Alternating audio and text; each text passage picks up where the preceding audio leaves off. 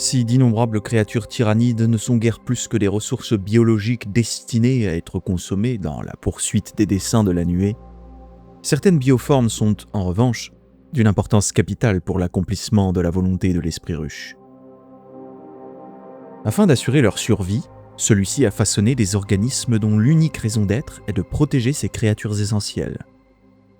Dépourvus du moindre instinct de préservation, ces gardiens vivants se dressent entre leur maître et tout danger, sacrifiant leur propre existence sans la moindre hésitation. Quiconque tente d'abattre une bioforme synaptique de premier ordre se heurte aussitôt à une muraille de chair et de chitine. Les gardes du tyran s'interposent avec une précision instinctive. Leur masse gigantesque hérissée de grises falciformes et de pinces broyeuses capables de réduire un blindage en lambeaux. Percer un tel rempart relève de l'impossible. Les assaillants qui persistent sont inexorablement broyés, lacérés ou démembrés, leurs dépouilles venant s'entasser au pied de cette forteresse vivante. Jamais ces gardiens ne s'écartent de leur mission. Ils ne poursuivent pas les fuyards, ne cèdent pas à la fureur du carnage et ne détournent jamais leur attention de la créature qu'ils protègent. Même sous un déluge d'obus et de rayons énergétiques, ils demeurent impassibles, encaissant les impacts sans broncher, alors que les projectiles se brisent contre leur cuirasse biologique. Les gardes du tyran incarnent à eux seuls le concept de bouclier vivant. Leur silhouette massive est enveloppée d'un exosquelette dont la dureté rivalise avec les meilleurs alliages de l'Imperium, renforcés par d'épaisses plaques de chitine qui se chevauchent, comme les écailles d'un antique prédateur. Leur progression est inexorable. Les armes légères ricochent inutilement sur leur carapace, incapables d'entamer leur épiderme minéral, tandis que même les armes lourdes peinent à les arrêter. Il faut souvent concentrer plusieurs salves d'une puissance écrasante pour espérer en abattre un seul. Pourtant, même atrocement mutilés, amputés d'un membre ou le corps éventré par les explosions, ces colosses continuent d'avancer. Leur système nerveux, conçu pour ignorer presque totalement la douleur, leur permet de poursuivre leurs tâches jusqu'à ce que chaque parcelle de leur biomasse ait été consumée. Tant qu'un minuscule souffle de vie anime encore leur immense carcasse, il demeure un obstacle infranchissable entre leur maître et tous ceux qui auraient l'audace de lever une arme contre lui.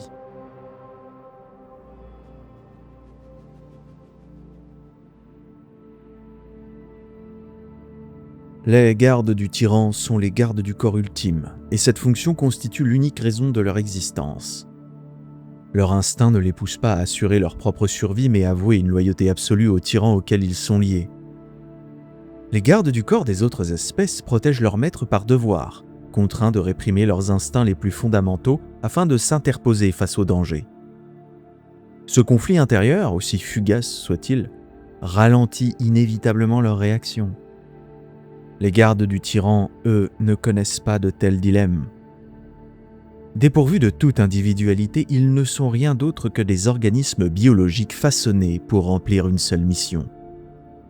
Chacun de leurs réflexes, chacun de leurs mouvements est entièrement consacré à la préservation de leurs protégés.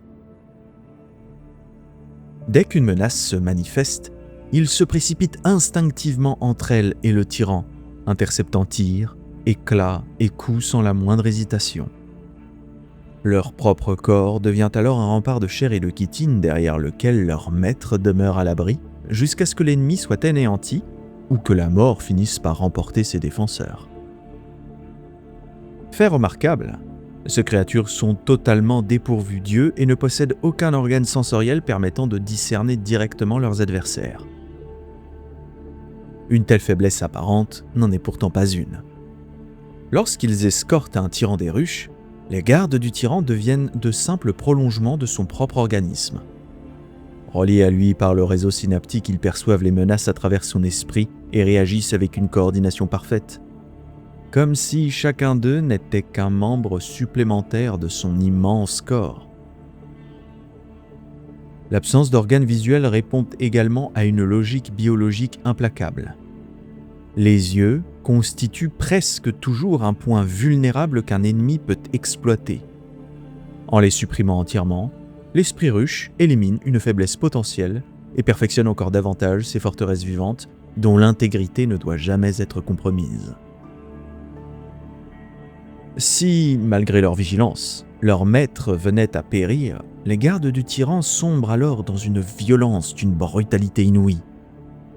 Ils abandonnent alors leur immobilité stoïque pour fondre sur les responsables de sa mort avec une férocité dévastatrice, lacérant et déchiquetant tout ce qui se trouve à leur portée grâce aux lames monstrueuses de leurs membres antérieurs. Aux yeux d'un observateur humain, cette explosion de violence pourrait être interprétée comme une manifestation de colère, de désespoir ou de honte face à leur échec. Une telle lecture serait pourtant erronée, car les tyrannides sont étrangers à ces émotions. Cette réaction n'est rien d'autre qu'un comportement programmé par l'esprit ruche.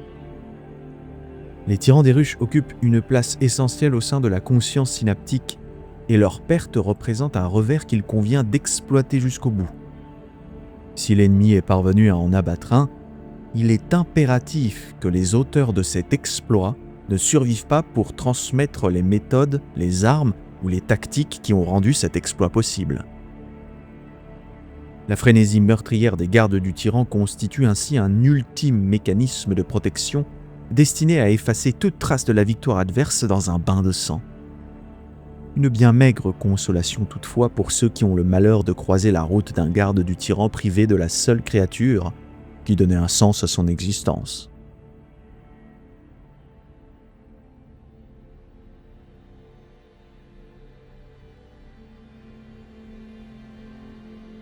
Trapus et massivement cuirassés, les gardes des ruches, eux, avancent d'un pas lourd et méthodique, formant une phalange vivante dont rien ne semble pouvoir briser la progression. Lorsqu'ils atteignent une position de tir favorable, ils s'arc-boutent sur leurs puissants membres, ancrant leur imposante silhouette dans le sol, avant de déchaîner la puissance dévastatrice des gigantesques biocanons fusionnés à leurs bras. Une grêle ininterrompue de projectiles chitineux s'abat alors sur l'ennemi, perforant blindage, fortifications et chair avec une facilité terrifiante. Les dards organiques traversent les rangs dans un déluge de sang et de débris, laissant derrière eux des cadavres mutilés et des véhicules éventrés. Même ceux qui cherchent refuge derrière des remparts épais ou des barricades ne trouvent aucun salut. Guidés par une étrange adaptation biologique, les projectiles semblent infléchir leur trajectoire au dernier instant, contournant les obstacles, avant d'aller empaler les combattants qui se croyaient à l'abri. À mesure qu'une invasion tyrannide approche de son dénouement, le paysage du monde proie est irrémédiablement transformé. D'immenses cheminées à spores émergent des terres dévastées afin de saturer l'atmosphère de toxines et de micro-organismes, tandis que de gigantesques tours capillaires s'élèvent vers le ciel pour pomper l'océan de biomasse liquéfiée et le transférer aux vaisseaux ruches en orbite. Ces structures biologiques constituent l'aboutissement de tout le processus d'invasion. Leur destruction compromettrait la récolte de la biomasse et ralentirait l'assimilation complète de la planète. L'esprit ruche leur accorde donc une importance capitale et a conçu des organismes exclusivement destinés à assurer leur défense, les gardes des ruches. Même parmi les innombrables bioformes spécialisées de la flotte ruche, le garde des ruches se distingue par l'extrême singularité de sa fonction. Il ne s'agit guère d'un prédateur au sens traditionnel, mais d'une véritable plateforme d'artillerie vivante. Son corps quadrupède, ramassé et extraordinairement robuste, lui confère une stabilité exceptionnelle au moment de faire feu avec son colossal canon empaleur, fusionné de manière permanente à son anatomie. Lorsque la créature verrouille sa position, ses puissants membres absorbent sans faillir le recul phénoménal de l'arme organique, lui permettant d'enchaîner les salves avec une cadence remarquable, tout en conservant une précision surnaturelle. Ainsi, retranché autour des structures vitales de la nuée, les gardes des ruches transforment chaque approche en un véritable couloir de mort, où nul couvert, nul blindage et nulle fortification ne peuvent offrir une protection durable contre leurs tirs.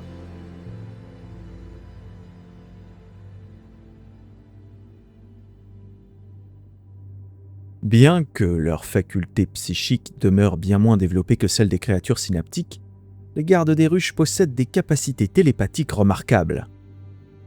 Reliés au réseau de l'esprit ruche, ils sont capables de percevoir le champ de bataille à travers les sens des autres bioformes tyrannides. Les informations tactiques et balistiques qui influent ainsi jusqu'à leur esprit sont d'une complexité telle qu'elles submergeraient instantanément le plus perfectionné des cogitateurs impériaux. Cette perception déportée est encore renforcée par le lien biologique qui unit le garde des ruches aux munitions vivantes de son canon empaleur.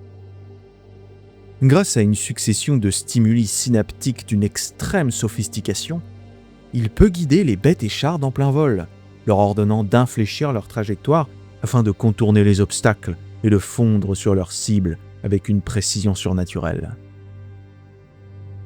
Combinées, ces deux adaptations permettent aux gardes des ruches d'engager des ennemis qu'ils ne voient jamais directement, frappant avec une efficacité implacable des adversaires persuadés d'être hors de portée.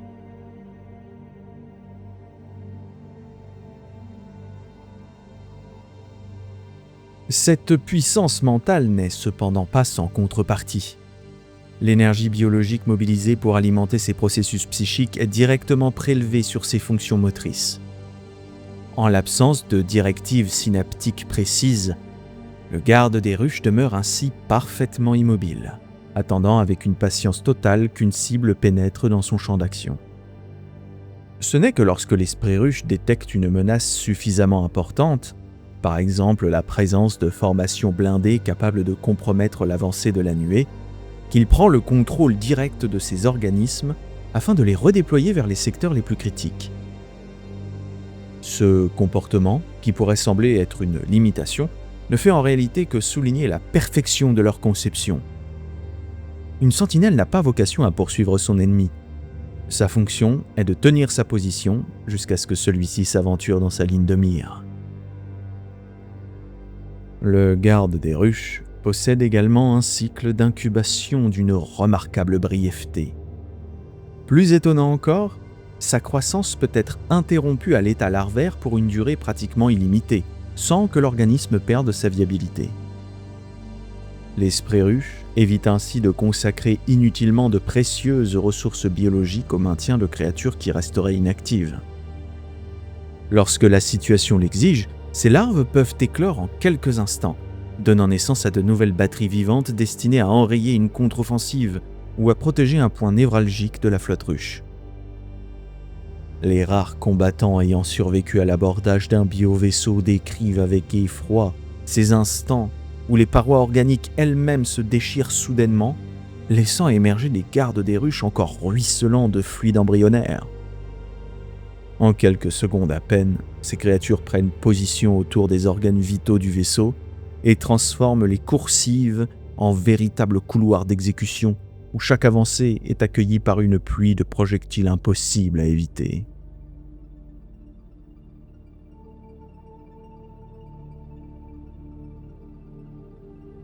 Chez les tyrannides, la défense n'est jamais une réaction, mais une fonction biologique au même titre que se nourrir ou se reproduire. Chaque organisme est conçu pour occuper une place précise au sein d'un ensemble infiniment plus vaste, où aucune volonté individuelle ne vient troubler l'efficacité de l'ensemble. Les gardes des ruches incarnent parfaitement cette logique étrangère à toute pensée humaine.